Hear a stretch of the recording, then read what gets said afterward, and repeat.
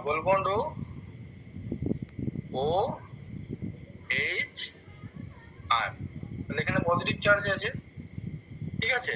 এরপরে কি হবে, যে CH3 COO মাইনাসটা ছিল, CH3 COO মাইনাসটা ছিল, কি করবে, এটাকে অ্যাবস্ট্রাক্ট করবে, দেন এটা, তাহলে আমার কি প্রোডাক্ট আমি পাবো এখানে, CH3 C double bond O আর plus CH3 C double O. কোথাও ডিফিকাল্টি আছে?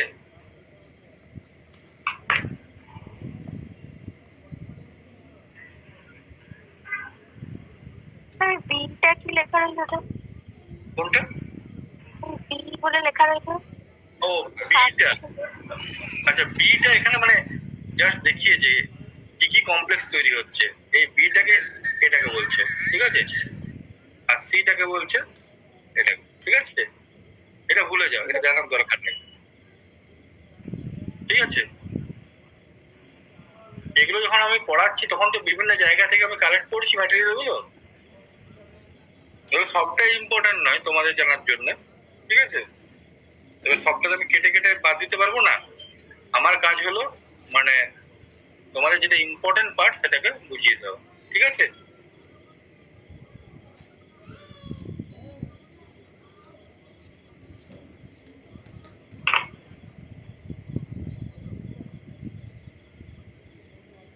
কোনো ডাউট আছে?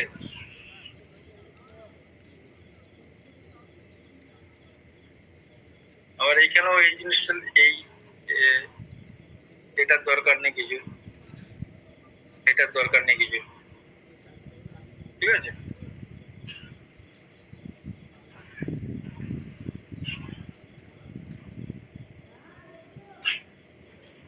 এই মেকানিজম কারো কি ডাউট আছে? তাহলে আমরা নেক্সট মেকানিজমে যাচ্ছি।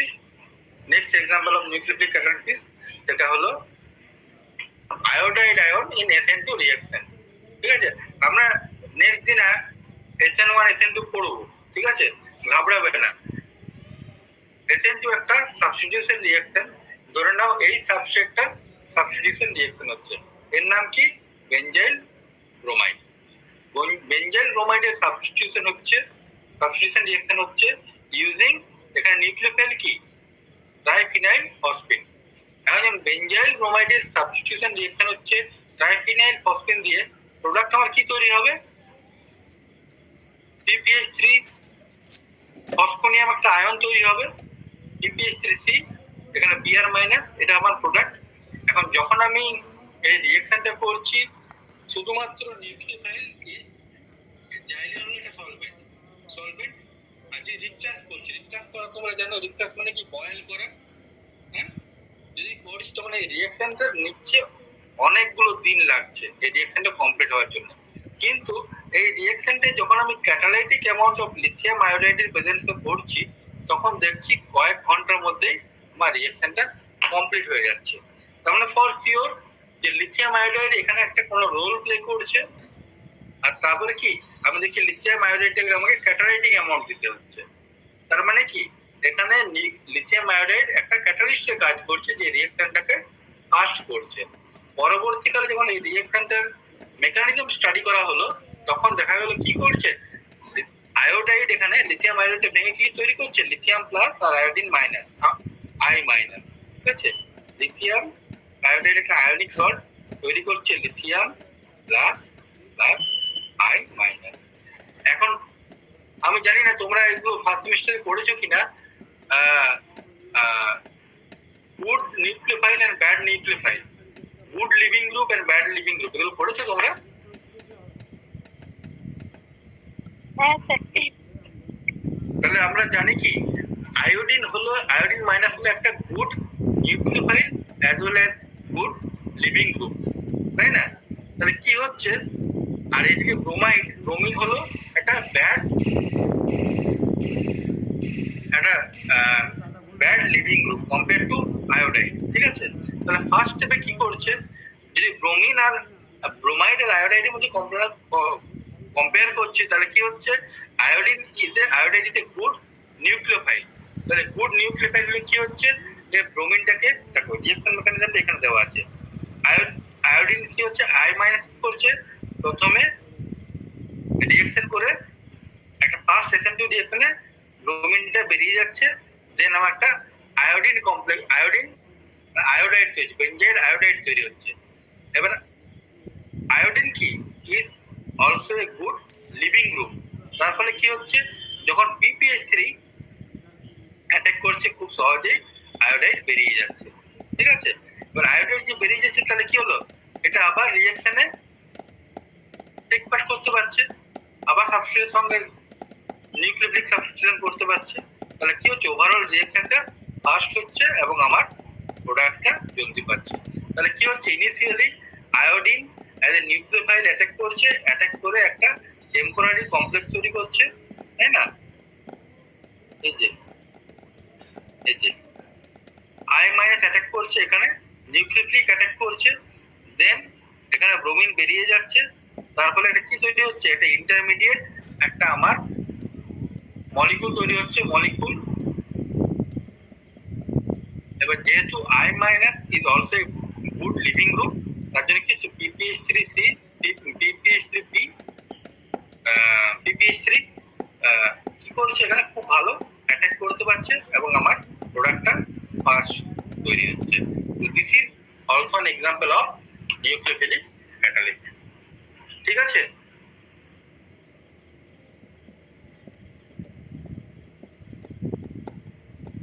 কারো কিছু বুঝতে বাকি আছে মানে বা প্রবলেম আছে এটা? শুভদীপ, বুঝতে পেরেছো? হ্যাঁ স্যার পেরেছি। আচ্ছা, তাহলে তোমাদের এই যে চ্যাপ্টারটা পুরোপুরি কমপ্লিট হয়ে গেল। ঠিক আছে, আর একটু পার্ট বাকি থাকলো, সেটা হলো মাইক্রোস্কোপিক রিভার্সিবিলিটি। ওটা ডিউরিং মানে নেক্সট ক্লাসে কোনো একটা সময় আমি পড়িয়ে দেবো। তাহলে তোমাদের যা সিলেবাসে ছিল এই চ্যাপ্টারে, তার থেকে মানে আমি একটু ডিটেলসেই পড়িয়েছি, ঘাবড়াবার কিছু নেই, সব জিনিস তোমাদের মনে রাখার দরকার নেই। কিন্তু এই চ্যাপ্টারে যা যা আমি পড়ালাম সেগুলো পরবর্তীকালে তোমার আপটু মানে মাস্টার্স অব্দি সব জায়গায় এটা কাজে লাগবে। তার জন্য এই চ্যাপ্টারের প্রতিটা পয়েন্ট যেন তোমাদের খুব ভালো করে মনে থাকে, আয়ত্তে থাকে। ঠিক আছে, এর পরের দিন আমরা যেটা পড়বো সেটা হলো substitution reaction, SN1 SN2 SNI SNNGP SN1 prime SN2 prime. ঠিক আছে, ধীরে ধীরে আমরা এগোবো। তখন দেখবো আমাদের এই গত কয়েকটা দিনে, গত 4-5 দিনে যা আমরা পড়লাম এগুলো বারবার ফিরে আসছে। ঠিক আছে, তার ফলে তোমার সুবিধাটা কি হবে, যদি এটা তোমরা আয়ত্ত করতে পারো, পরে আমরা রিঅ্যাকশন গুলো খুব খুব ফাস্ট যেতে পারবো। ঠিক আছে, এই চ্যাপ্টারটা যেটা পড়ালাম কারো কিছু ডাউট আছে, কোনো জায়গায় ডাউট আছে যে স্যার এই জায়গাটা রিপিট করে দিন, বুঝতে পারিনি?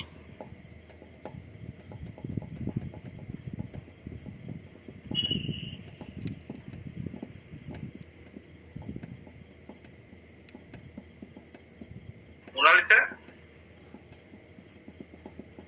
ঠিকই আছে। ঠিক আছে, কোনো ডাউট নেই তো? না, কোনো জায়গায় বুঝতে অসুবিধা হচ্ছে, তুমি বলছিলে কৌশিক স্যারের পড়া বুঝতে পারছিলাম না, এখন বুঝতে এগুলো পেরে? এত কিছু পড়ায়নি, একদিন পড়িয়েছিল শুধু ওই গ্রাফ মানে ডায়াগ্রাম গুলো এঁকে দিয়েছিল। আচ্ছা মানে কিছুই বলেনি আমরা, এটা অনেকগুলো ক্লাস হয়েছে, এটা একটা ক্লাস হয়েছে। আচ্ছা, কিন্তু যা আমি পড়িয়েছি অনেকগুলো ক্লাস হলো, মানে তোমার মানে কোনো জায়গায় বুঝতে অসুবিধা হয়েছে যে আমি এটা বুঝতে পারলাম না, এরকম কিছু আছে কি? না স্যার, এখন যতটা পড়েছি ঠিক আছে। তাহলে তোমরা কোনো একটা ভালো রেফারেন্স বুক থেকে এবার ভালো করে পড়ো। হ্যাঁ, আশা করি বুঝতে পারবে। তাকনিক না স্যার, অসুবিধা নেই স্যার। আনসি, হ্যাঁ স্যার ঠিকই আছে। কোনো অসুবিধা নেই তো?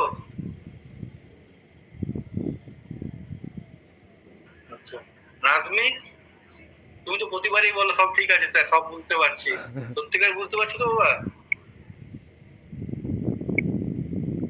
হ্যাঁ স্যার বুঝতে পেরেছি। আচ্ছা, যদি কিছু ডাউট থাকে বলবে। হ্যাঁ, করবোই করবো। কোন বই পড়বে? দেখো, অনেকগুলো স্ট্যান্ডার্ড বুক আছে পড়ার জন্য। যদি ফর এক্সাম্পল তুমি ক্লেইডেন পড়তে পারো। আচ্ছা, ইন্ডিয়ান অথর যদি পড়তে চাও তাহলে ইন্ডিয়ান অথরের মধ্যে তুমি পড়তে পারো, এনতেওয়ারি পড়তে পারো। হ্যাঁ, আচ্ছা, সচিন কুমার ঘোষটা পড়তে পারো, খুব ভালো বই না, তবে আমাদের ইন্ডিয়ান স্টুডেন্টদের প্রথমে শুরু করার জন্য ভালো বই বলতে পারো। তাছাড়া যদি বিদেশি অথরের বই, রিঅ্যাকশন মেকানিজমের জন্য পিটার সাইক্সের বই খুব ভালো। পিটার সাইক্স, ঠিক আছে, একটা পাতলা বই কিন্তু খুব ভালো। পিটার সাইক্সের বই নাম শুনেছো? না স্যার, কি নামটা লিখে দিন, বুঝতে পারছি। আমি এতে পাঠিয়ে দেবো, ঠিক আছে, গ্রুপে। আচ্ছা। পিটার সাইক্সের নাম, বইটা পিটার সাইক্স। আর মুখার্জি সিং এর একটা বই আছে, সেটা পড়তে পারো। পিএস কোলসির একটা বই আছে, সেটা পড়তে পারো, ঠিক আছে।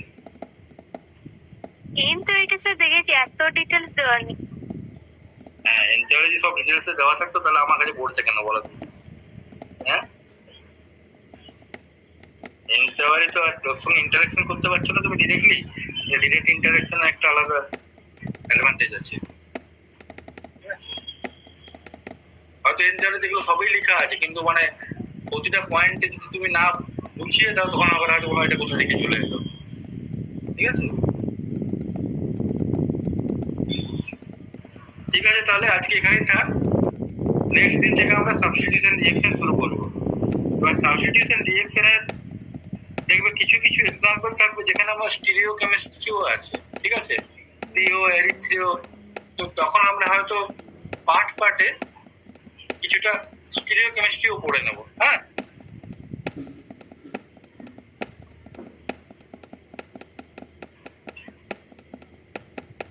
বুঝতে পারলে? হ্যাঁ স্যার, আর একটা বলছিলাম, মানে পরীক্ষা নিয়ে আমাদের যে আগস্টের ফার্স্ট উইকেই, মানে ওটাই টেন্টেটিভ ডেট দিয়েছে, তখনই হবে স্যার? ওটা তো আমিও বলতে পারবো না বাবা, তবে আশা করি মানে তোমাদের আগস্টেই হবে। হ্যাঁ, ও, এখন তো জুন জুন চলছে, কারণ এখন ফিফথ সেমিস্টারটা তোড়জোড় চলছে। ফিফথ সেমিস্টারটা সিক্স সেমিস্টারের ফর্ম ফিল আপ শুরু হয়ে যাবে এবারে। মানে তুমি ধরে রাখো জুনের এন্ডে সিক্স সেমিস্টার হবে। হ্যাঁ, তারপরে জুলাইয়ের এন্ডে হয়তো তোমাদের হবে, আর তারপর আবার তখন ফোর্থ সেমিস্টারের পরীক্ষা হবে। ও, এখন প্রেফারেন্সটা সিক্স সেমিস্টারের বেশি হবে, কারণ তাদের মধ্যে কিছু জন 3 ইয়ার কমপ্লিট করার পর বেরিয়ে যাবে। হ্যাঁ হ্যাঁ, হ্যাঁ, তাদের রেজাল্টটা পাবলিশ করার একটা প্রেশার থাকে। ও, তো আমি এক্সপেক্ট করছি তোমাদের জুলাইয়ের এন্ডে বা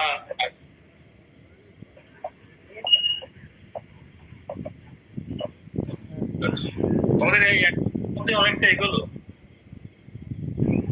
দুটো চ্যাপ্টার কমপ্লিট হয়ে গেল। এবার তোমাদের সাবস্টিটিউশন, এলিমিনেশন আর স্টিরিও কেমিস্ট্রি, এইটা আছে।